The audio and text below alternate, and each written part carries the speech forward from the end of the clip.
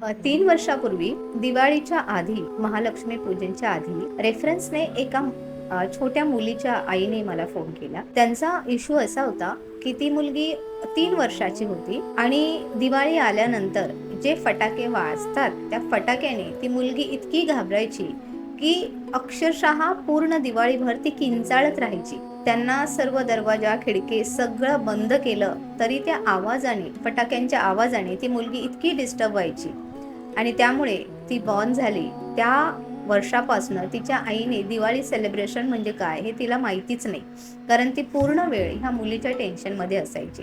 त्या दिवाळीला रेफरन्स दिल्याने ती आपल्यापर्यंत पोहोचली. ओंकार साधना तिच्या सुरू झाल्या, तिच्या आईकडनं त्या करवून घेतल्या गेल्या.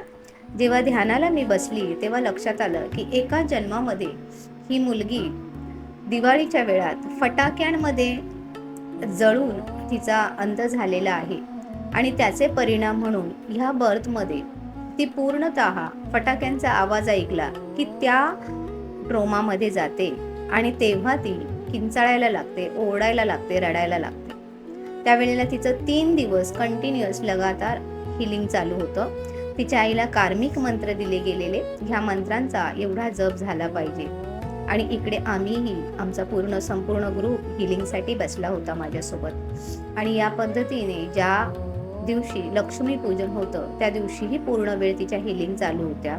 आणि मग रात्री तिच्या आईचा फोन आला की ही पहिली दिवाळी आहे की ती मोबाईलमध्ये गेम खेळते आहे आणि ह्या आवाजांचा तिच्यावरती काहीही इफेक्ट होत नाहीये. हा इतका सुंदर अनुभव आहे आणि इतकं समाधान वाटलं की तो छोटासा जीव इतकी वर्ष इतका त्रासलेला होता, तो ह्या वर्षापासून पूर्णतः नॉर्मल आयुष्य जगत होता. तिची संपूर्ण कार्मिक हिलिंग झाली होती आणि तिची आई ग्रॅटिट्यूडने पूर्णपणे भरून गेली होती. असा ओंकार साधनेचा प्रवास आहे की जो आपल्याला आपल्या कार्मिकमधनं पूर्णतः हील करू शकतो. तिच्या आईला कितीतरी शुभेच्छा आणि त्यानंतर ती मुलगीही तिच्याबरोबर कार्मिक हिलिंग करायला बसायला लागली. हा त्यांच्या आयुष्याचा सगळा सुखद अनुभव. हा अनुभव आणि ही त्यांची साधना सातत्याने तशीच चालू आहे. धन्यवाद. थँक्यू. Love you.